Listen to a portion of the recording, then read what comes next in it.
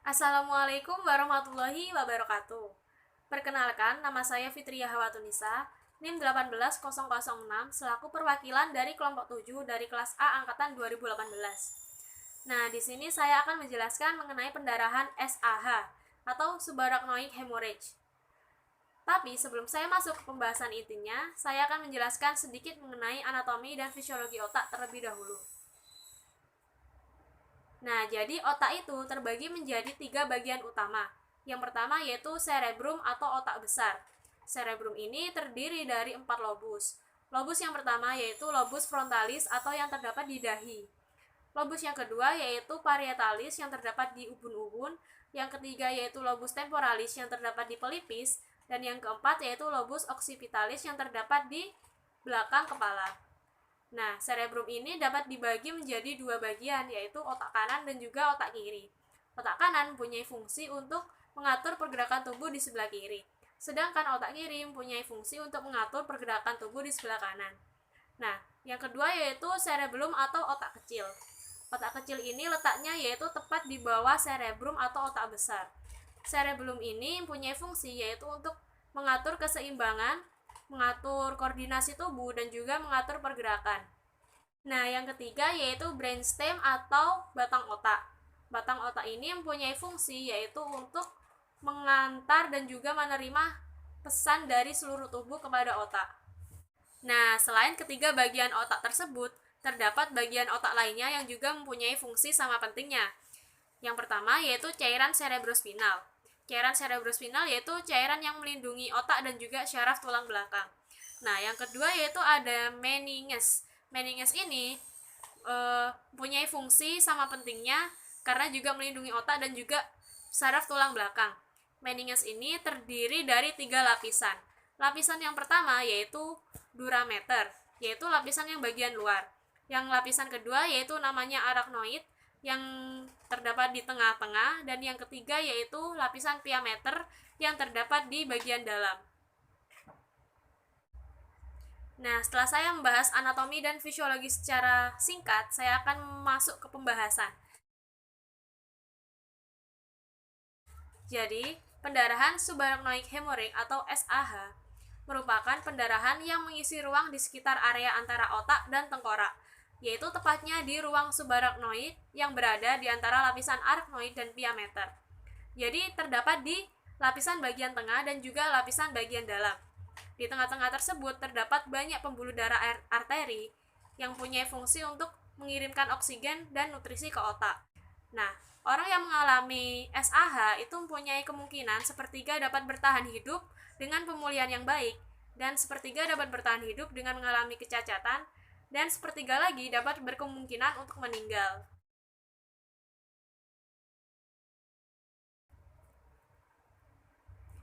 Nah, penyebab dari terjadinya SAH atau pendarahan subarachnoid ini yang pertama yaitu aneurisma. Aneurisma ini merupakan pecahnya tonjolan yang terdapat pada pembuluh darah arteri di otak.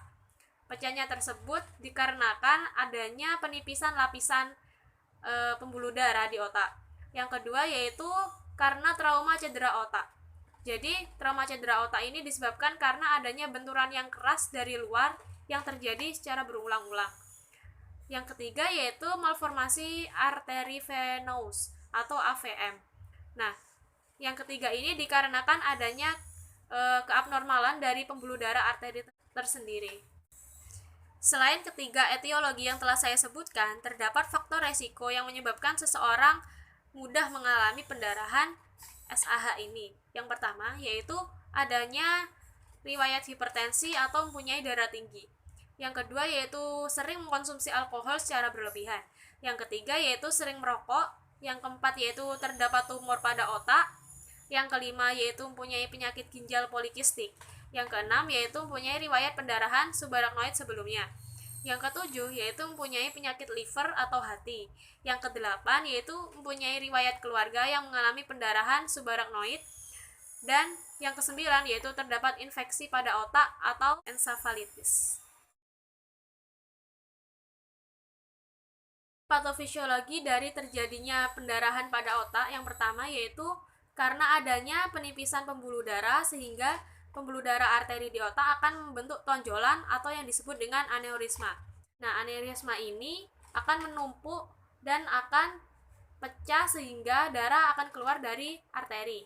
Nah, setelah darah keluar dari arteri, maka akan masuk ke ruang subarachnoid, sehingga akan terjadi peningkatan tekanan intrakranial. Nah, hal ini dapat menyumbat cairan cerebrospinal yang terdapat di ruang subarachnoid tersebut. Setelah itu akan terjadi hidrosefalus, lesu, confuse, bahkan dapat mengakibatkan pingsan. Nah, setelah kejadian ini berlangsung selama 5-10 hari, maka pasien akan mengalami vasospasme atau komplikasi kejang sehingga mengakibatkan stroke hemoragik. Selanjutnya yaitu tanda dan gejala terjadinya pendarahan subarachnoid hemorrhage. Yang pertama yaitu adanya sakit kepala parah secara tiba-tiba. Sakit kepala ini digambarkan sebagai sakit kepala terburuk yang pernah dialami oleh pasien. Yang kedua yaitu merasa mual dan muntah. Yang ketiga yaitu penglihatan semakin kabur atau ganda. Selanjutnya yaitu mengalami kejang, mengalami leher yang terasa kaku, setelah itu memiliki sensitivitas terhadap cahaya atau fotofobia, dan selanjutnya yaitu mengalami hilang kesadaran.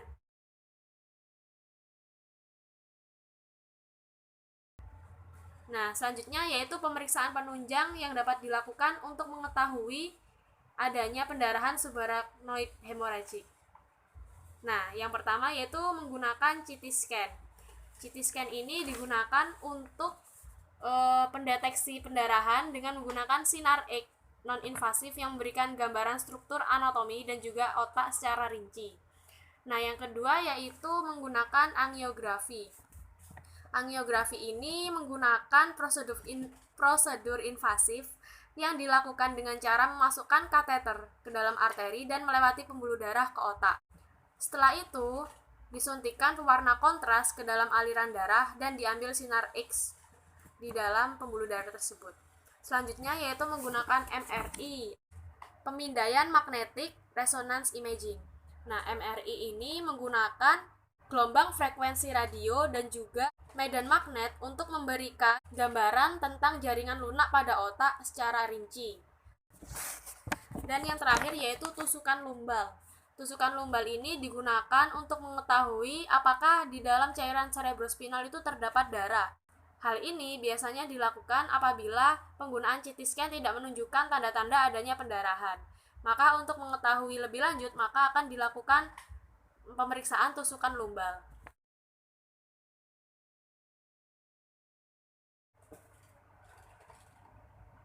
Selanjutnya yaitu pengobatan. Pengobatan dibagi menjadi dua, yaitu secara farmakologis dan non-farmakologis.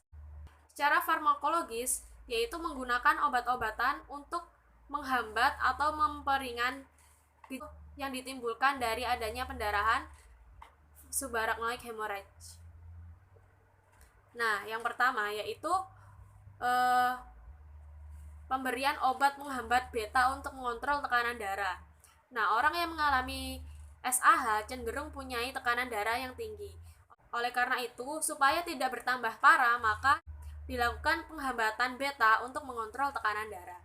Lalu yang kedua yaitu memberikan obat antikonvulsan untuk mencegah dan menghentikan. Yang ketiga yaitu memberikan obat pelebaran pembuluh darah seperti antagonis kalsium. Yang keempat yaitu memberikan obat pereda cemas dan juga nyeri. Nah, yang kelima yaitu obat pencahar untuk memudahkan mengedan ketika buang air besar. Nah, selanjutnya yaitu pengobatan non-farmakologis. Yang pertama yaitu dengan cara mengontrol TTV atau tanda-tanda vital. Tanda-tanda vital itu terdiri dari 4, yaitu tekanan darah, suhu, nadi, dan juga RR. Selanjutnya, yang kedua yaitu pembedahan endovaskuler. Pembedahan endovaskuler ini dilakukan dengan cara memberikan logam platinum ke dalam kantung aneurisma. Hal ini menyebabkan darah tidak dapat melewati kantung aneurisma yang menyebabkan pecah. Yang ketiga yaitu pembedahan neurosurgical clipping. Nah, pembedahan ini yaitu dilakukan dengan cara memberikan penjepit di kantung aneurisma sehingga darah tidak akan keluar dan menyebabkan kerusakan pada otak. Nah, pembedahan dengan cara ini akan menyumbat pembuluh darah secara permanen.